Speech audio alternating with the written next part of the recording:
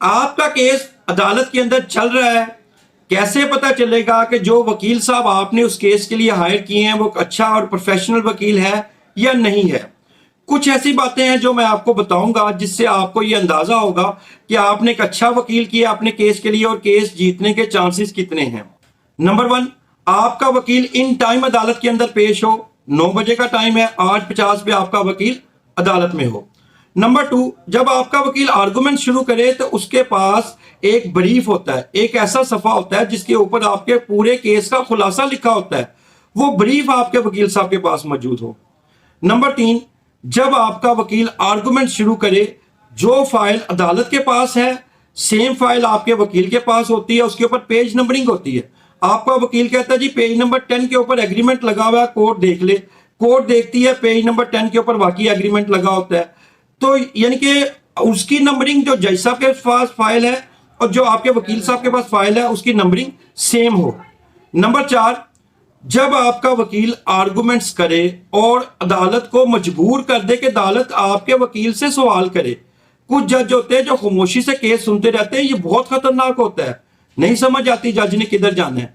जब आपका वकील अदालत को मजबूर कर देगा कि जनाब इसमें ये बात है, ये चीज है, ये चीज है, जज उससे पूछेगा भाई इसके बारे में बताएं, इस चीज के बारे में बताएं, तो कोर्ट अपना माइंड शो करती है। वो आपके लिए इजी हो जाता है कि कोर्ट को आपने किस चीज में असिस्ट करना है, आपका वकील उस चीज को कोर्ट को असिस्ट कर देता है। नंबर 5, जब आपका वकील आर्गुमेंट्स करता है और कोई ऐसी चीज आ जाती है जो जज उससे कोई ऐसा क्वेश्चन कर देता है जिसका वक्ती तौर पे उस वक्त जवाब मौजूद नहीं होता, तो जो अच्छा वकील है वो कोर्ट से टाइम ले लेता है। अर्जेंट केस है, आधे घंटे का 1 घंटे का टाइम ले लेता है। उसका अगर लॉ का इशू है तो लाइब्रेरी में जाके उसका लॉ देख लेता है। अगर वो कोई फैक्ट्स की बात है आपके साथ डिस्कस कर लेता है तो वो टाइम ले लिया जाता है, बजाय कि आपके केस को खराब कर दिया जाए।